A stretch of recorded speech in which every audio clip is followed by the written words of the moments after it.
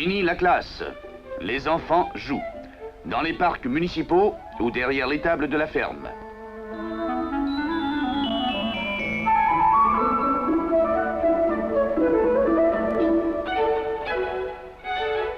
« 16 millions d'habitants au Canada. Et la population s'y accroît plus vite que dans tout autre pays du monde occidental. Citadins pour la plupart, sérieusement occupés aux besognes citadines. Mais d'autres travaillent de leurs mains. D'autres encore se servent de leur tête.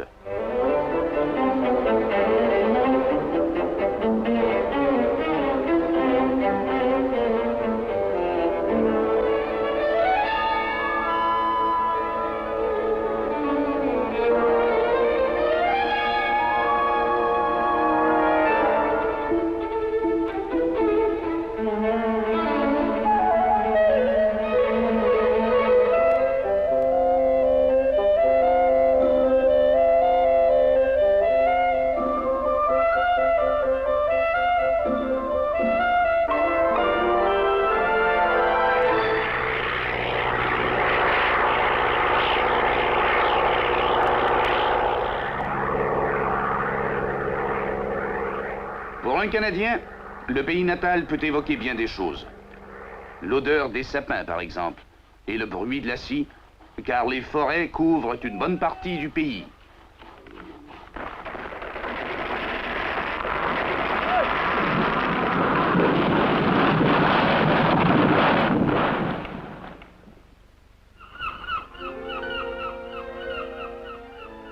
La clameur des mouettes, car 3 océans bordent le Canada.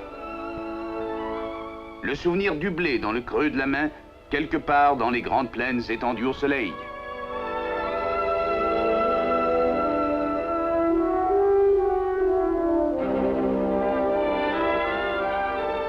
D'autres songent à des chevauchées inlassables.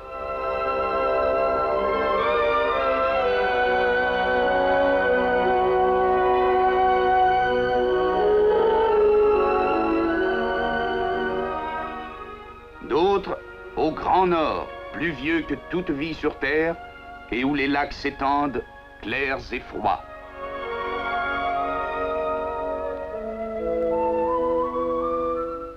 D'autres aux grandes vendanges dans les vallées, au poids des grappes et de tous les fruits de la terre.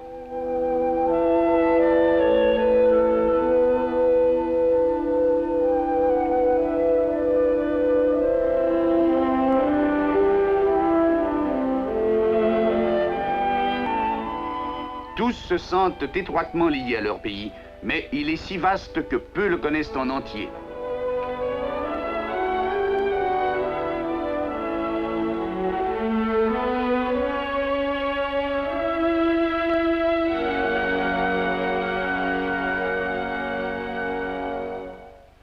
Le Canada s'étend de l'Atlantique au Pacifique et presque jusqu'au pôle. Il recouvre un quart des fuseaux horaires. Il est 1 heure à Vancouver qu'on s'attable déjà pour le repas du soir à Terre-Neuve. Une superficie supérieure à celle de l'Europe, supérieure même à celle des États-Unis. Et pour tout cet espace, 4 habitants seulement au 1000 carrés, 2 au kilomètre carré, et la plupart groupés à la frontière méridionale.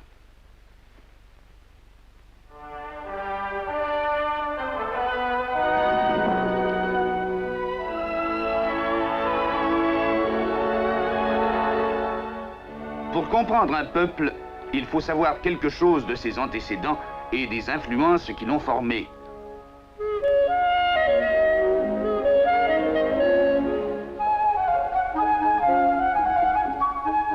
Dans tout le Québec, la population parle français, car 1 Canadien sur 3 est d'origine française. Sa devise, « Je me souviens ».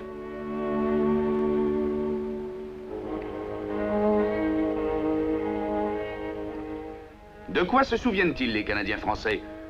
De leurs ancêtres qui furent les pionniers de ce pays, de Québec, investi par la flotte anglaise lorsque les guerres européennes atteignirent le Nouveau Monde, Du soir où les troupes ennemies prirent pied sur leurs falaises, et de l'aube où la colonie changea de maître.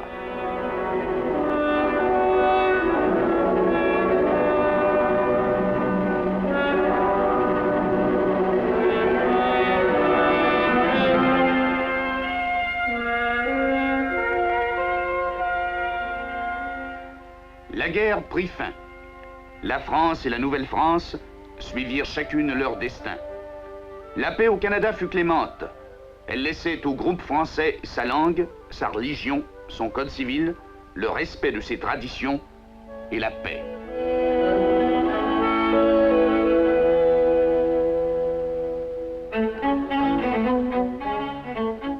Une vie paisible, mais austère, comme celle de tous les pionniers canadiens.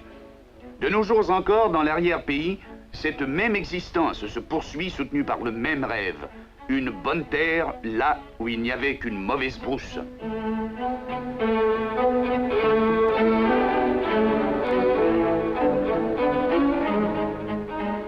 Et le rêve se réalisa. De grandes villes apparurent. Montréal, 1600 000 habitants. 1 million parlant français. Et dans les 9 autres provinces du Canada, des communautés françaises se sont enracinées.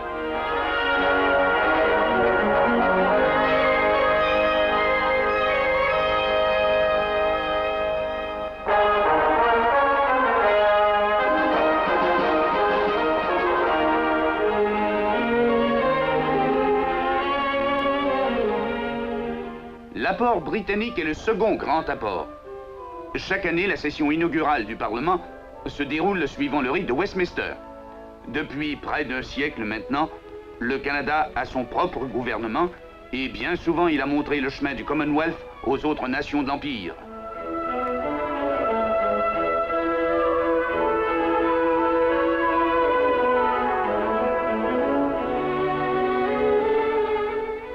Le Parlement canadien fonctionne comme celui d'Angleterre, mais on y parle deux langues, l'anglais et le français. Les représentants y expriment les vœux et les tendances de la nation. Tout nouvel élu est admis après le cérémonial d'usage.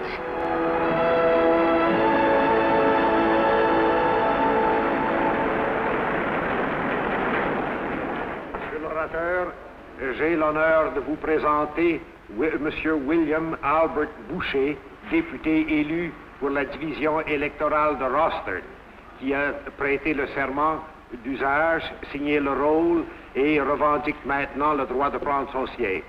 L'honorable député peut prendre son siège maintenant.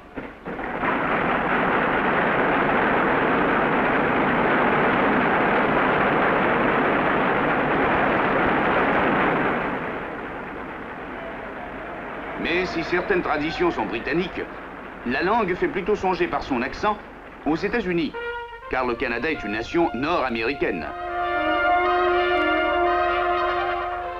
Tout s'échange entre ces deux pays. Touristes, hommes d'affaires, produits fabriqués, idées nouvelles.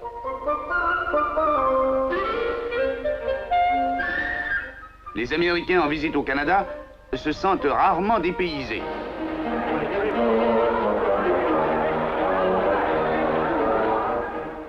Les deux systèmes financiers aussi sont étroitement associés et les capitaux américains, entre autres, contribuent à la croissance de l'industrie canadienne.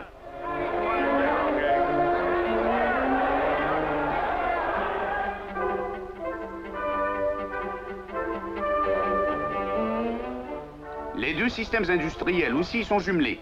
Les syndicats ouvriers se ressemblent dans les deux pays, comme les véhicules qui sortent des chaînes de montage canadiennes ou américaines. Cette similarité s'étend aussi en profondeur. Les services de presse, les films, la radio, la télévision des États-Unis ont libre accès dans tout le pays. Et bien que les Canadiens entendent conserver soigneusement leur individualité, ils ne considèrent pas les Américains tellement comme des étrangers que comme des voisins, voire même de la parenté pas très éloignée.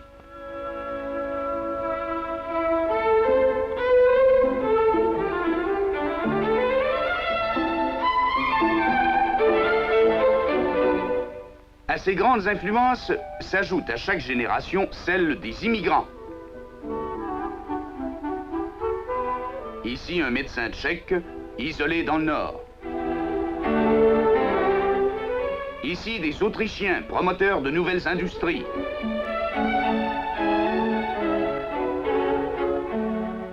Un illustre photographe levantin.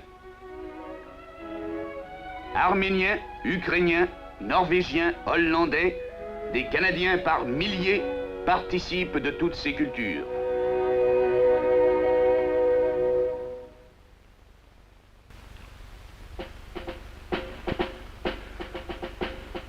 Ces apports successifs font mieux comprendre la participation des forces canadiennes à l'Alliance Atlantique. En fait, les premiers plans concrets vinrent du Canada. On comprend que le Canada se sente lui aussi l'un des défenseurs d'un héritage commun.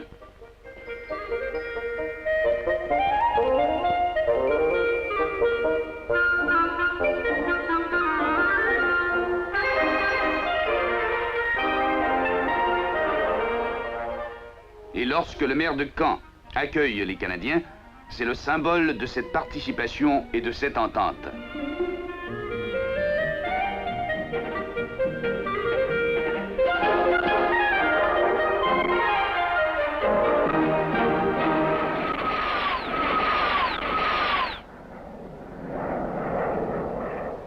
Héritage commun que les aviateurs de l'OTAN entraînés au Canada seraient prêts à défendre s'il le fallait.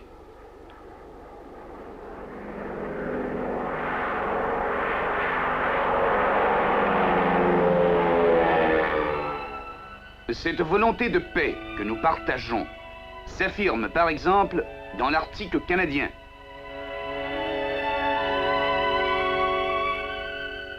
Il n'y avait là tout récemment encore, sur un territoire égal en superficie à la moitié de l'Europe, que quelques milliers d'Indiens et d'Esquimaux.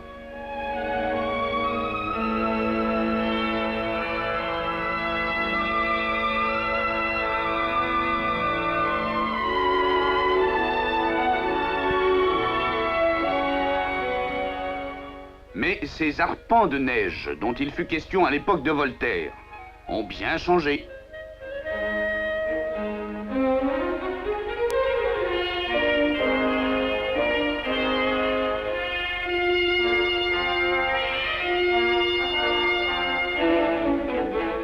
Les approches de l'Arctique s'animent. Le paysage se ponctue de formes nouvelles. Une triple ligne de défense aérienne protège, dans le nord du Canada, le flanc de l'Alliance Atlantique.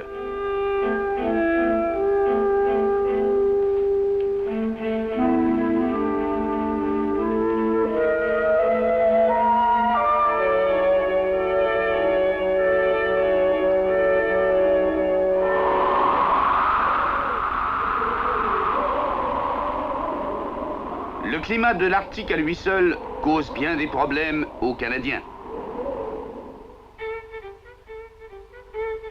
Mais enfin, il y a ceux qui semblent s'en accommoder. Les trappeurs, les missionnaires, les prospecteurs, l'agent de la gendarmerie royale. Et tous disent la même chose, le Nord ne vous lâche plus.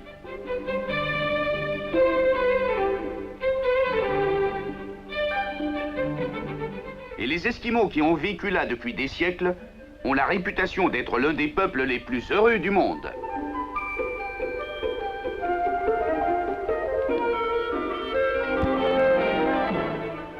L'hiver, d'ailleurs, dans tout le pays, n'arrête plus guère les Canadiens.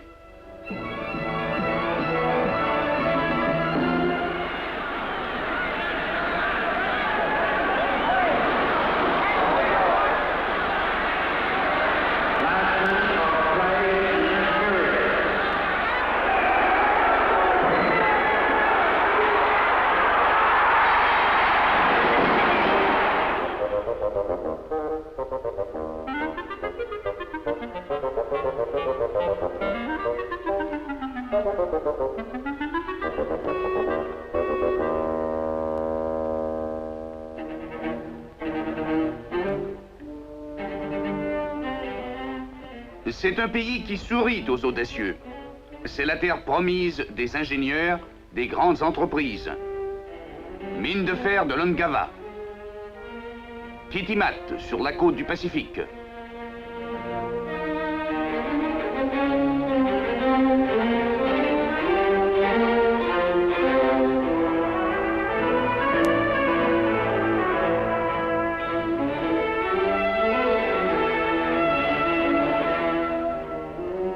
La canalisation du Saint-Laurent, qui conduira les transatlantiques jusqu'au cœur du continent.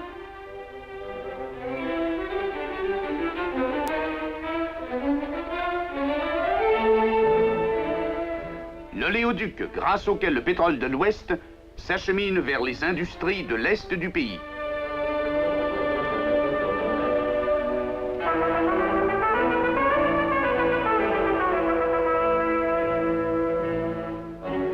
La recherche atomique dans les domaines industriels et médicaux.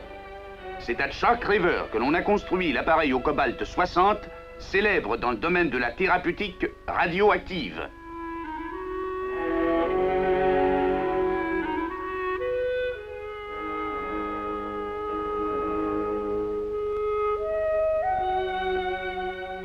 À Montréal, devant des étudiants du monde entier, le docteur Penfield, chirurgien du cerveau, poursuit ses recherches en neurologie.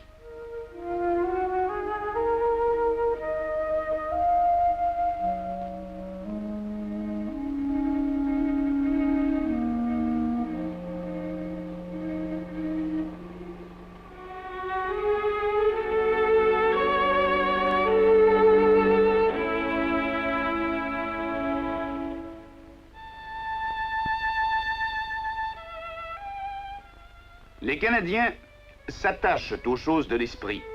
Ils savent que leur pays est encore tout neuf, tout jeune, et qu'une tradition et une conscience nationale ne s'acquièrent pas en un jour.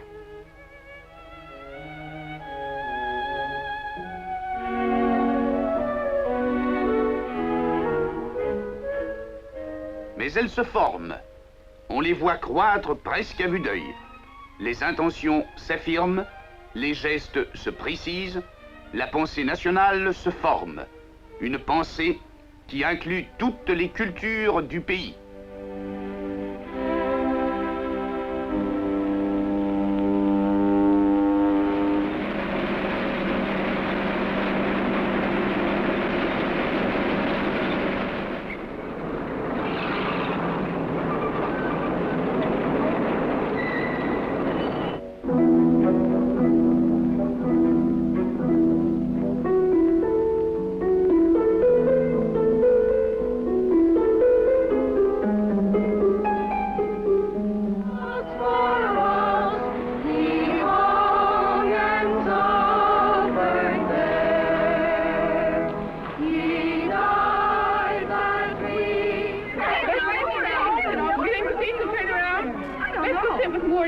Come on. Okay, there you go.